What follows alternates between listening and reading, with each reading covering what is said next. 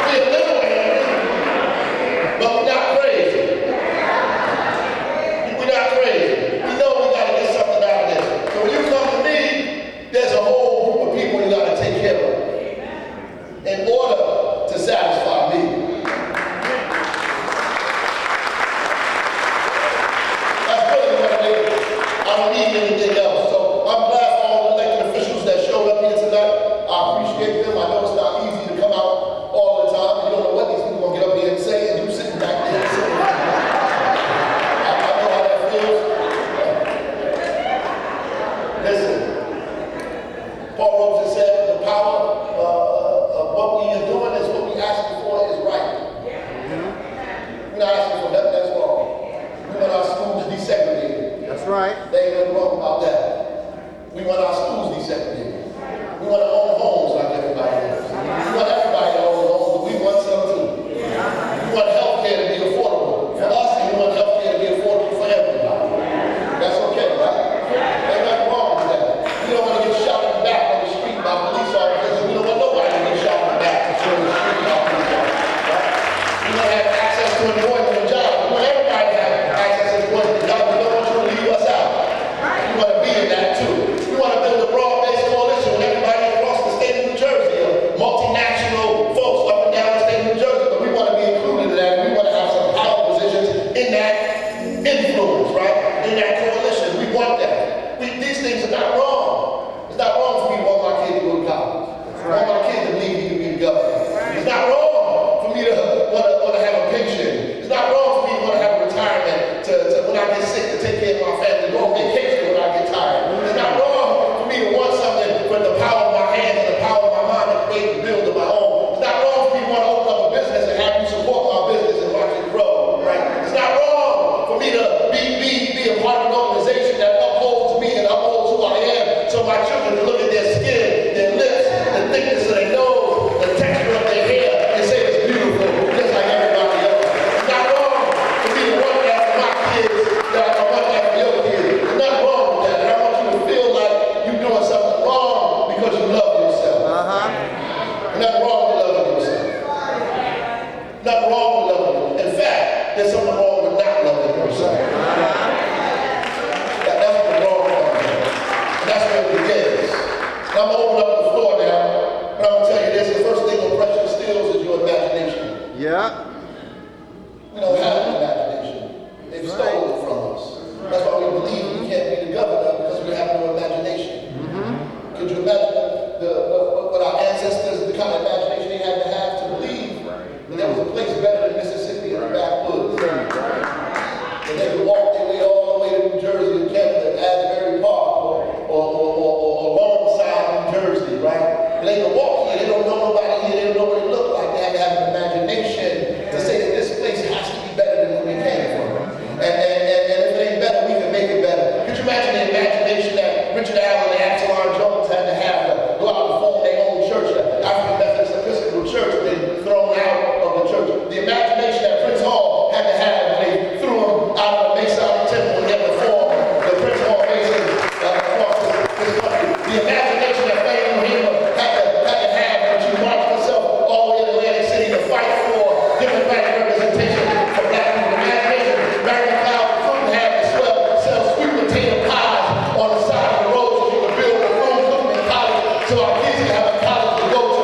The imagination that Martin Luther King had to sit in jail in Birmingham and realize that one day his Bible would be used to be sworn on to make Barack Obama the president of the United States. Could you imagine the imagination that your great-great-great-grandmother had to have in Gordy Island in Senegal in a slave dungeon praying in the cave, not knowing that her ancestors would become doctors and lawyers and teachers and business folks in the land hundreds and hundreds of miles away from the origin of slavery, the imagination they had to have. So how come you can't imagine yourself out of poverty? How come you can't imagine yourself out of destitute? How come you can't imagine yourself out of oppression?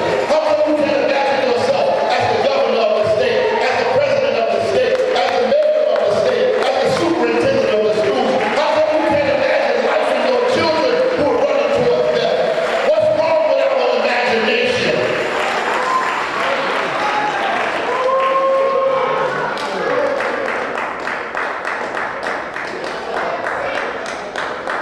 I Yeah. want to give people the opportunity to say something before we get out of here, please, and a little bit. And we're going to write this stuff down, because this is serious what we put down here. It's not a game. This is serious. I got my own children to think about. This is serious. We write this stuff down and put it in people's hands. Everybody that meet with me, I'm going to put it in their hand. Everybody having a conversation with me, I'm going to put it in their hand. All these elected officials, I'm going to put it in their hand. This is what we're talking about. You got to at least do 2 or 3 of these things. You want me to endorse you? You want anybody to endorse you? You got to do 2 or 3 of these things. You cannot do none of it. Anybody? Mayor. Yep. Yeah, right here. I'm sorry, go ahead. How you doing, Mayor? Got some people up top too. Good to see you again. I just wanted to speak on the fact that this is all a unified front to bring people together.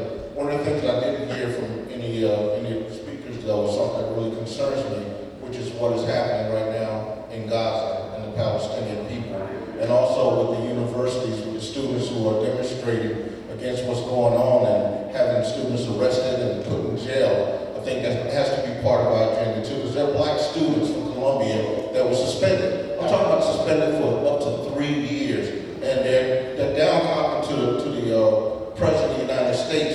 And these students, some of them, their degrees were snatched away from them. So I hope that we remember that. And it shouldn't just be Rashida Tlaib in Congress fighting against what's going on with Israel. I mean, they're starving.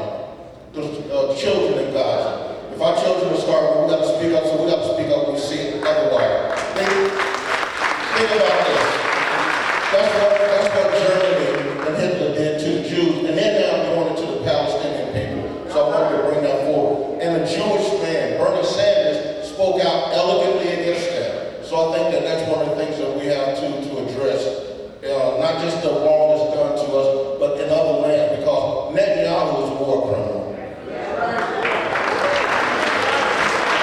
You definitely take that, write that down. I thank you for those comments.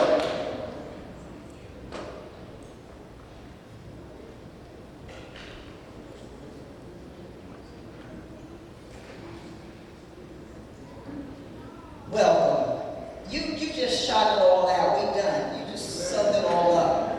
I want to just say one thing. For the bougie Negroes and the folks who are waiting where they are, we have to begin to recognize our Sankofa minutes. We have to know where it came from and know where it goes, because we're repeating history. What we're seeing now is exactly what happened in the 1870s, 1880s, post-Civil War Reconstruction. They reversed our civil rights we gained, our voting rights. They got mad. It was the people taking your stuff, getting the poor whites against the black folk. They came up with the KKK, our modern day QAnon Proud Boys.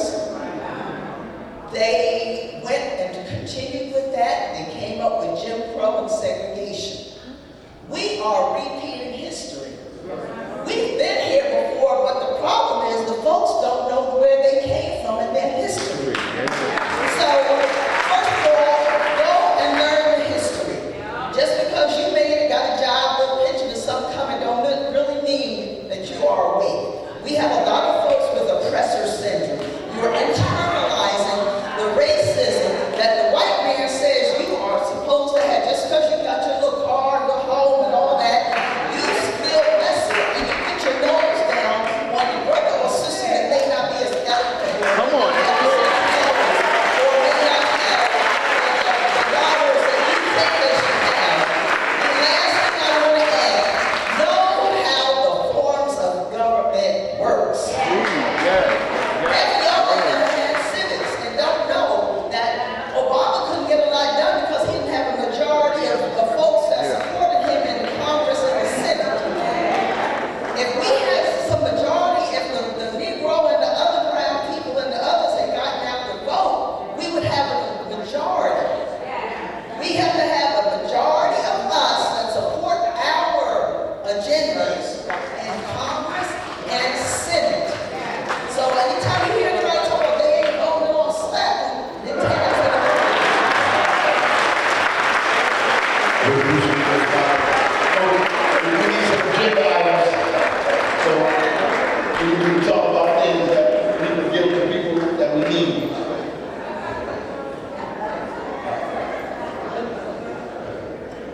He needs another. Somebody else up there? Okay, get another mic. Yeah, he needs another one. Good afternoon, my name is Mr. Moore. I'm from Newark, Essex County, so I'm a little biased towards our mayor and our congresswoman and our minister and everyone. Thank you for having this opportunity and space. There's two things that are concerning me on the agenda.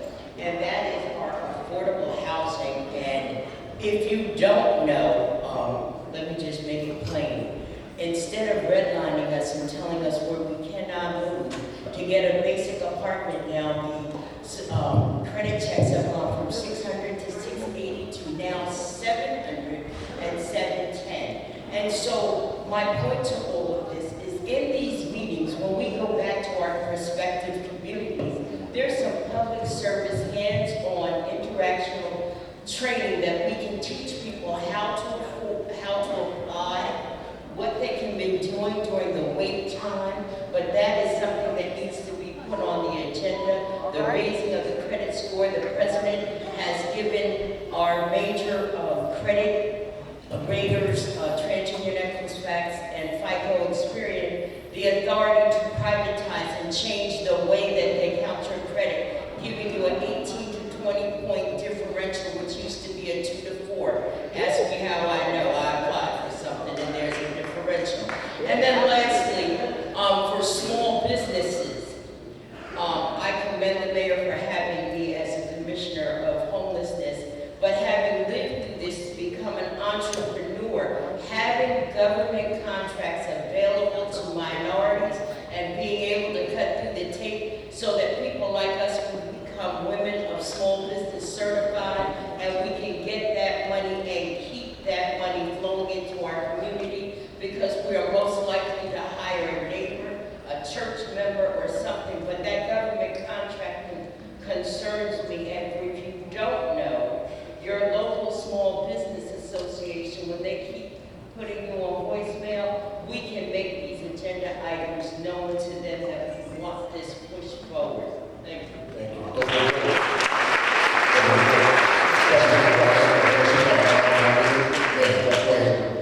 All right. Thank you very much, Mayor. So I'm an educator of 20 years. I'm a farmer and food advocate and governing member with the Drama Cooperative Farming Alliance, and I have not heard anything on the agenda about our children's food and the importance of seed sovereignty and food sovereignty so that our communities can feed themselves and one another. So I would like to see something that focuses on food systems literacy education in our schools that not just teaches garden education but goes cross-curricular, so that it is engaged in every single subject that our children come across, because it's something we do every day.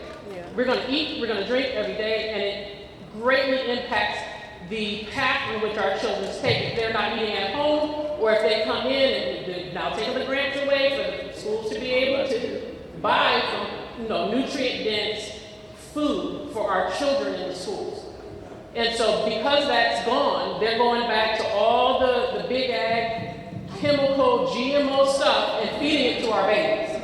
And so something in that agenda needs to be able to address nutrient-dense and culturally relevant food in our schools. So that our vision of themselves every time they walk in the door. They're looking at food that their parents made, their grandparents made. It's familiar. They learn how to cook it. They learn how to eat it. We have generations that don't even know how to cut up greens or chicken because the parents are working 2-3 jobs. They don't have time to cook. The kids don't learn how to cook. And then the grandbabies are eating GMO stuff. So it starts from pre-K on up. So we need something in our agenda that focuses on that topic. So can you think we can put something together for us? It's already started a year ago, but I can certainly touch base. Get it to us? Yes, sir. Add it to the agenda? Yes. We really have a level of expertise that we need, and we can get it from you to the add. Yes, sir. Thank you.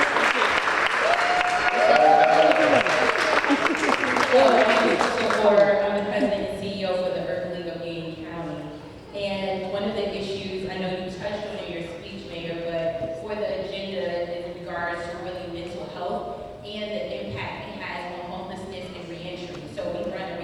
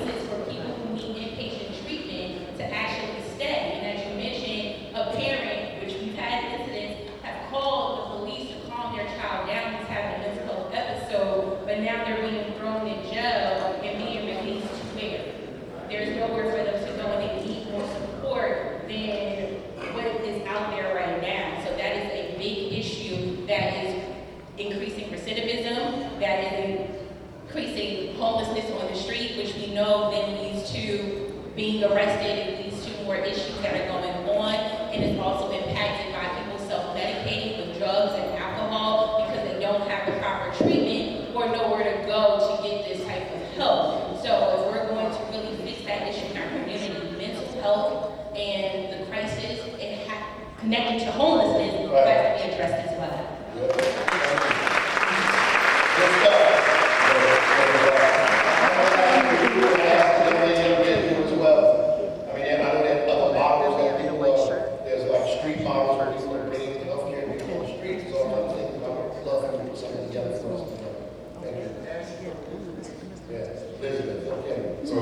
So Mayor Rock, good afternoon, sir, and everyone that's on the panel. My name is Bill Davis, I'm a lifelong educator. And I don't know if this is for the agenda, but I think that it would be helpful when you get a comment. For the what? I don't know if it's going to be for the agenda, but I think it would be helpful when we can get a comment. So I'm curious about your thoughts about who's been selected to be the lieutenant governor, and whether you think that is going to cause a rift in our community because African American male has been selected to be the lieutenant governor. Second question is there a plan to include Latinos in this outreach, in this agenda, so that we're not getting into a divisive situation with our Latino brothers who have African ancestry? Right. So, number one, I don't know why there'd be a rift. It shouldn't be a rift. Thank you. Look, these folks are going to pay who they pay. That's it. The reality is we don't have enough engagement collectively to put people before them and say, this is who we want. We just don't have that gravitas, that organization. It's the reason why we're putting this together. We should not be publicly, even privately, talking negatively about this brother who is a good brother.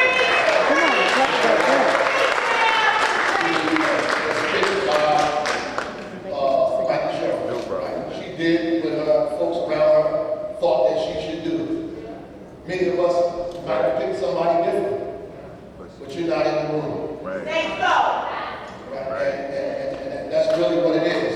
And so, at the end of the day, I'm never going to say anything negative about the brother. I congratulate him and I'm happy for him that he was picked as the lieutenant governor, especially since I don't even want to be the lieutenant governor. So, at the end of the day, we need to embrace him. We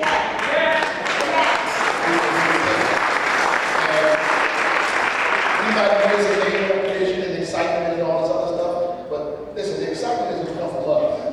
You know what people believe? They think that they just come to our churches one Sunday and they get out. They believe that they find a couple of black elected officials to endorse them and they're going to win those votes. And this gubernatorial election that just passed proved all of that to be wrong. They got all these people to come out and endorse specific people and not me, thinking that somehow it was going to turn the black community. It did not have that effect.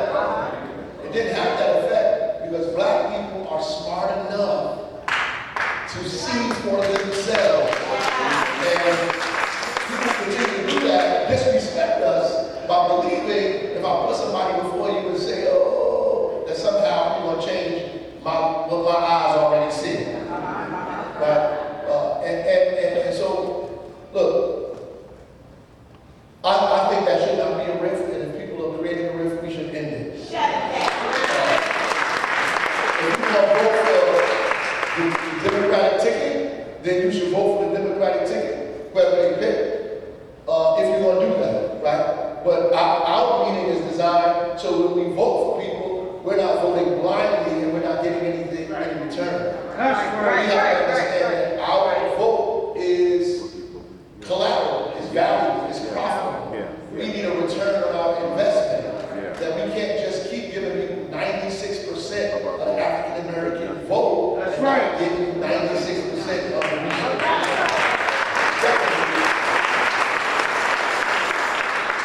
I think we need everybody in the room, not just Latino brothers and sisters. I think we need our white brothers and sisters here.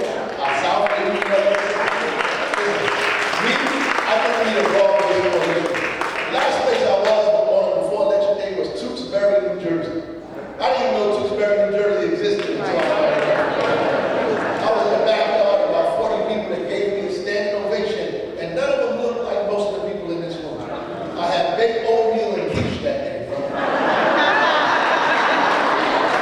I ain't had baked oatmeal in my life.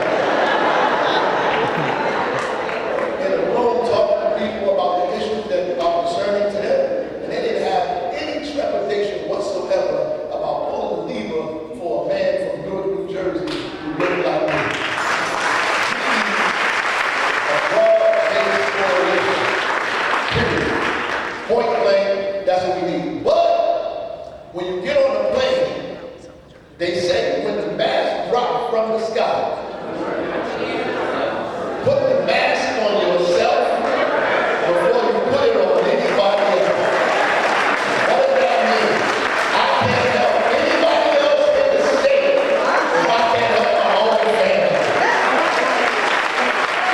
Don't tell me about support nobody else if you can't support your own mama in the kitchen in your house that fed you every single day, even when you disrespected her rules and regulations. That's what it said. Charity starts at home for my church brothers and sisters. I had a question, if there's a concerted effort, a way to get this information out. There's a lot of people even today in this town that don't even know you're here. We get saturated every day with, on television, every time we turn on the radio, we get hit with bad information or wrong information. Is there a way to get this information to people, a better way, to get this kind of information out to the people so that we're informed? It's good to be led, but it's also good to be informed. If we got the information, we can make an informed decision. But it doesn't seem, Ebony and Jen are no longer there. There's no place that we can go to collectively to say, to get the information that we need, which is there, we're just not everybody's there. So let me tell you the answer to that everybody, talking to Ray, used to say, we all need to be in an organization. Let me just throw the card out. Let me just say, everybody needs to be associated with an organization. That could be your church, your block association, your masjid, your synagogue, whatever it is you go to, or it could be your local organization, NAACP, Urban League, National Network, and our People's Organization for Progress. I just see Larry Hammond back. And at the end of the day, we have to keep information flowing to one another. That's why we're producing a document, so that we can give you the document. People have gotten it in their email, so you can take it and send it to your people in your circle, right? So you can raise it in your meetings, raise it in your organization, so they can adopt it. So we know that we're not going to always be together physically, but if you're in a space that I'm not in, then at least we're saying the same things. And that's important to us. That's why document is. Okay, good evening, everyone. My name is Sharonda Allen. Instead of marching, let's teach our people how to put their rent into escrow accounts if the slumlords are breaching the lease when the living conditions are not livable in apartments. No need for integrated schools. We need better schools in our communities and competent people working in city jobs, cleaner streets so that the children are not walking through their neighborhoods kicking trash. Let's promote better businesses at intersections like Broadway Market. Instead of dilapidated facades, maybe we can get art projects and paint over them until businesses are built there. Those boys clubs that monopolize the funding with fake computer labs, while not truly serving the people. We need to do something about that, as the NAACP leader referred to. We need to stop allowing the skinful saboteurs to get in the way of our progress. My organization is Teaching Civics. We actually did a nice presentation with Mr. Jimmy Small over here with the Muslim League voters, my buddy here. We are showing the youth how to exercise their civic duties, rights, and responsibilities. That should be the priority. Do more than wear out shoe leather, as Dr. John Henry Clark said. We have to ensure, and thank you, Reverend Roundtree, for letting that. We have to ensure that we do the right things and not the same old stuff. I want to say we also have to go down to the State House and speak up and testify. We have to go. How you doing, Representative LaMonica McGovern? I was at her office a few months ago. I go down to Capitol Hill and speak to people. Voting is not enough. There's so much more to our civic rights, duties, and responsibilities. That's what we need to be saying. Please, let's stop talking about integrating schools, because then our children only get what they need through osmosis. Let's make sure that we promote better schools, better communities, and we got to stop all the nonsense and all the class bashing. And Hispanic people, when they are Afro-Hispanics, they're black too, so they should not feel isolated. They're part of us too. And they have their own delegations with the New Jersey Dems, but we also have to have the right people that are on our ballots and not keep putting people's friends places. All right.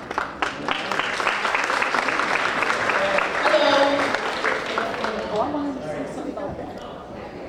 Oh, don't you have something to say? Please respond to my statements. I'm going to respond. Thank you. I would like to respond to. First is, we know the issues, we gotta, the cure is being the person in the seat, right? You can't continue to look at somebody else and expect them to come into your house and fix it, right? Because it's your house. We spend the most money, we have the most, skin in the game. So that the job is put yourself on the ballot, right? Because you know better in your community what is needed in your community but you, right? We know the cures, we don't need another meeting, right? We need to stay behind people like Mr. Baraka. Right, when they get in their space. But we also have to understand when you're in your space, in your hood, you're supposed to represent your hood and your people. Right, I'm unapologetically black. Right, my friends tell you, you can be red wing, white wing, green feathers. I'm a black bird. Right, and inside me being that black bird means every time I go in the room, I bring me with you and you all with us. And we have to stand behind it. We talk about money in black spaces. Director and the president of the only black space left pretty much in Monmouth County. That's all the way black. Own black, run black, black. And we struggle every day to get those doors open, but we will and we do get those doors open. Because, like I said, they look to see, we stand behind them. God stands behind them. So when we do and in this space, we have to start being about it. I didn't unapologetically, I just literally beat, right, and fought the whole party to get on the ballot. So this come November, when you see this little black girl that's from Asbury Park, right, when you see this little black girl from Asbury Park, understand, born in Long Ridge, families from here, I'm a Daniels on my father's side, and I'm a Coleman on my mom's, right? When I say I'm from here, I am from here, right? And I run across the state. Bring us here. They'll say that's that girl from AP, right? Because I'm here, we have to understand. We understand that we put them in their seats. Asbury, next to Long Ridge. Put these people in our seats, but yet they don't honor us. They don't honor us when they get there. So you have to understand the power of your vote, the power of you. And when you see a little black girl out there doing something, know that that center is for you.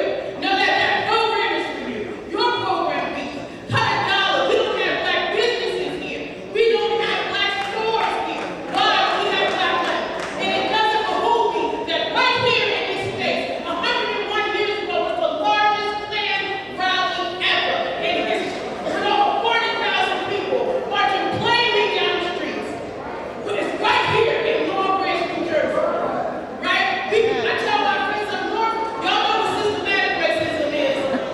And I got so much shit up. Right? But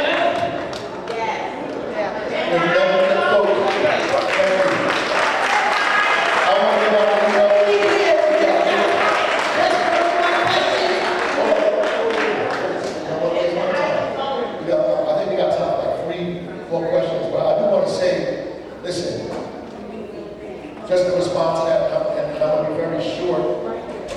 At the end of the day, I see, at the end of the day, our communities did not get the way they got in 4 years. The things that are happening in our neighborhoods have happened for decades. Many of us believe just because we got engaged yesterday that the problem started yesterday.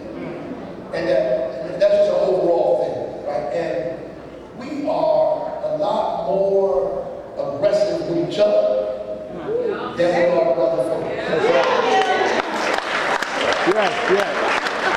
I know that I've been in this for a long time. I was an activist on the street, and I was one of those people.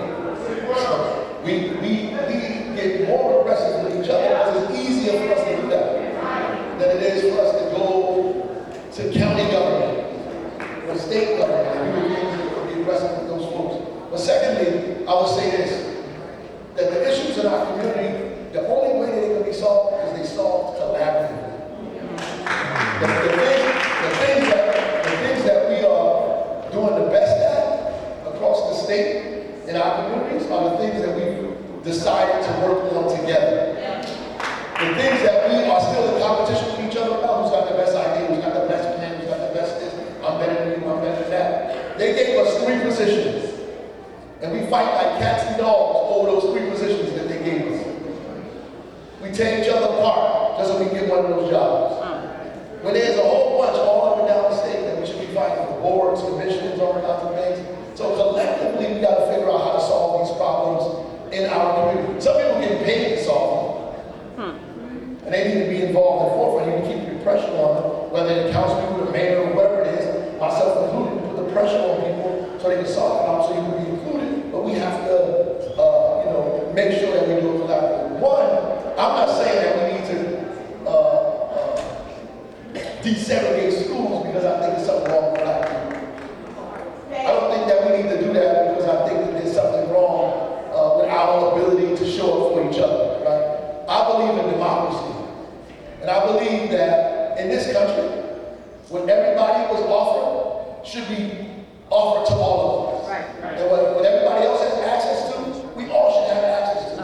I don't think anything was wrong with Martin Luther King for trying to desegregate communities and get rid of Jim Crow. The fight against Jim Crow was a fight against segregation, right? It was a fight against no resources. It took decades for Act versus Work to actually be passed, fought, and for all of us to get the money we deserve. Newark just got all of the money that they were supposed to get since Abbott started last year from Governor Murphy. Now everybody's complaining that it's too much money, right? Because the issues that are happening in these communities are too big. And the problem is there's something wrong with the school funding formula that we need to fix. But ultimately, the reality is you cannot segregate people economically and racially and expect progress. You cannot. And it has nothing to do, this is my own opinion, that's nothing to do with my belief that I think black people are capable. Because I know we're capable. Because history has proven to us when you back us in the corner, we're going to build for ourselves. And we did that because we were forced to. Right? But ultimately, we want to be able to benefit. My father would call it democracy and self-determination. We have to fight for democracy. That means that what every other American gets, we ought to get. That we pay taxes and we ought to get what everybody else gets. And you said everybody's getting this, we get it too.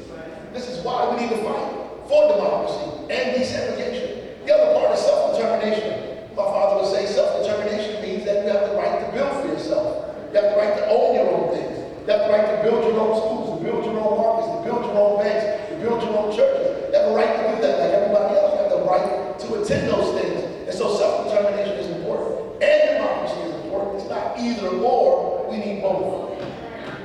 That's what we need. We need both. And that's just the reality. Like, we can't be caught fighting over whether our schools by ourselves is going to work or whether we should be a more democratic, more open, desegregated school. Some people who want to send their kids to schools that are desegregated should have the ability to do that because they pay taxes like everybody else. Period. And if you want your kid to go to a school that's exclusively black, then you should build it.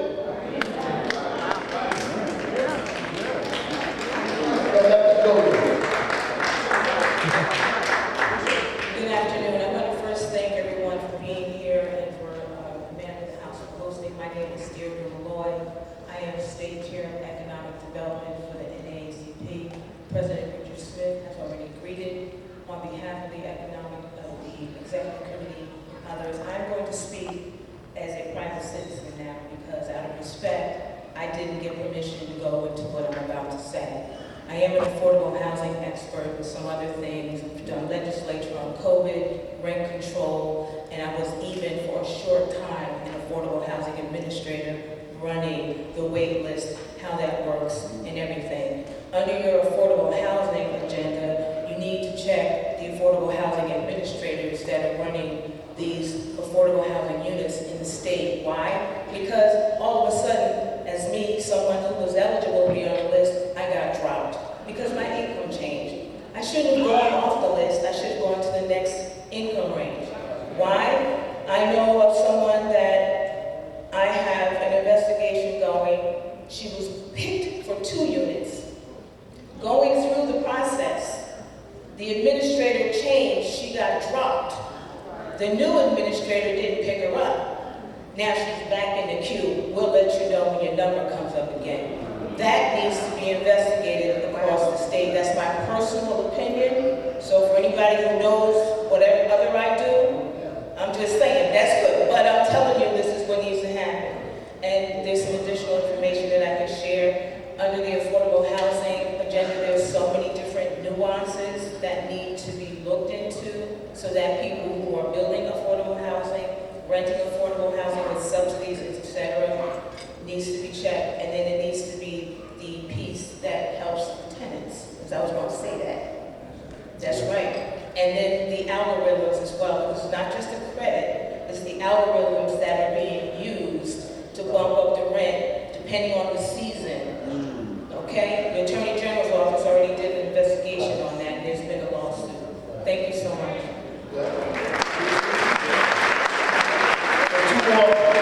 Good evening. I was already introduced by Sharon Allen, my good friend Jimmy Small, president of the Municipal League of Voters. There's one thing, maybe I missed it, I didn't hear. Reparations. Reparations needs to be at the top of that list. It's not up there. Mayor Parker, you mentioned the $600,000 wealth gap that this state has. And I do believe in working with people of every background. There's a person in the back, Dr. Ali Chowdhury. He's a strong promoter of anything that's about hate. You just want to see him. We need to also make sure that if we're going to have something about anti-Semitism, it needs to be about all religions. No discrimination about any Christian, Muslim, or Jew. I'm going to end right there because I know time is limited.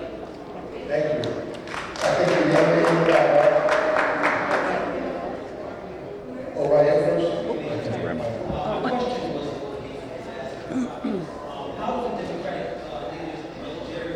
How do the Democratic leaders address gerrymandering in Texas to address the redistricting to gain seats, which affects black and brown? Because it starts in Texas, but then we don't know where it is.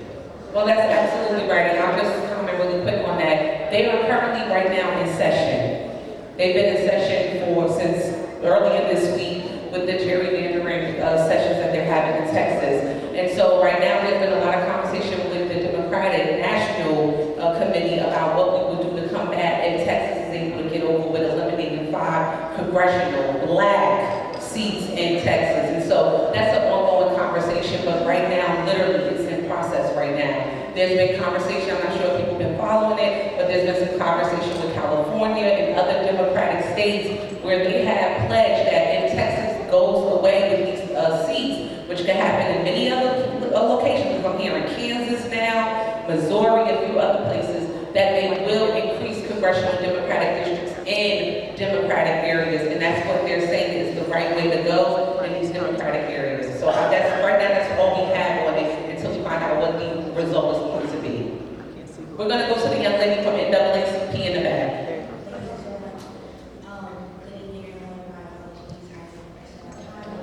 What I have to say is important.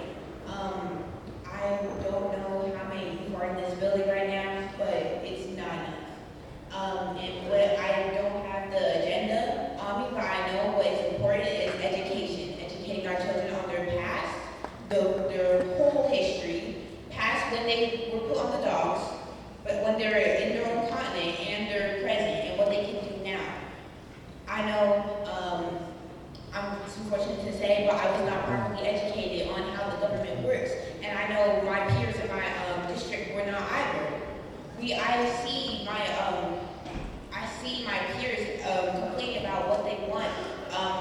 they see that needs to be changed, and the truth is that they're not educated on what they can do. I just learned about what a lobbyist is like a week ago. We need to properly educate our children. Thank you.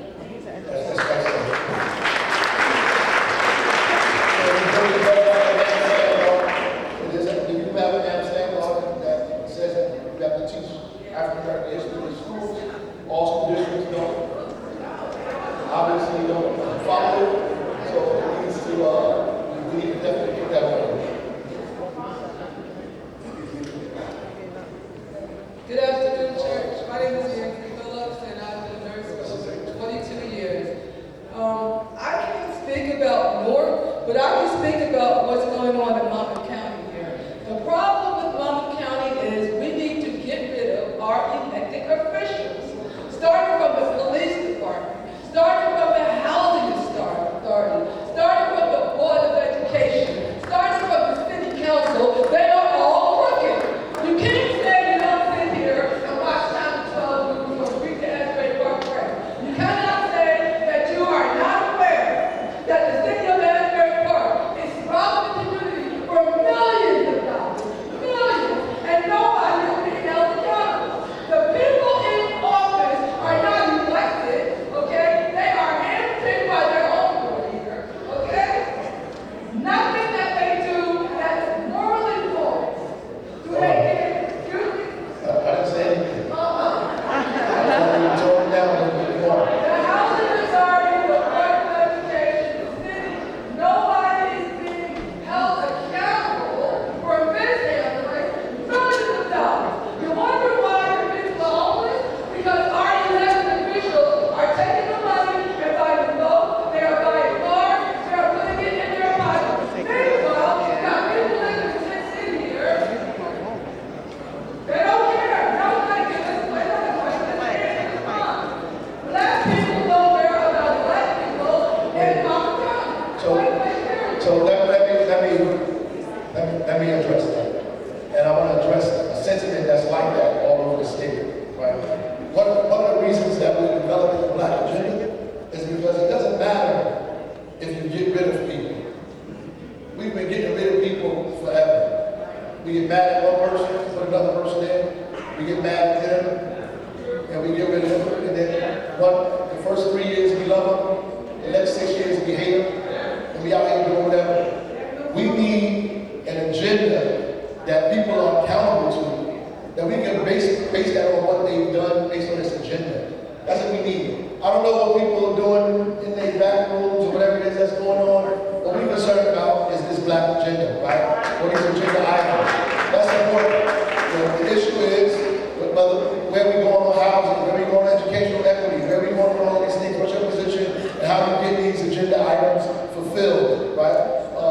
We can go for days, because you can go to every community in the state of New Jersey, and you're going to have people factioning and fighting over power, what they believe this, what they believe that. We need a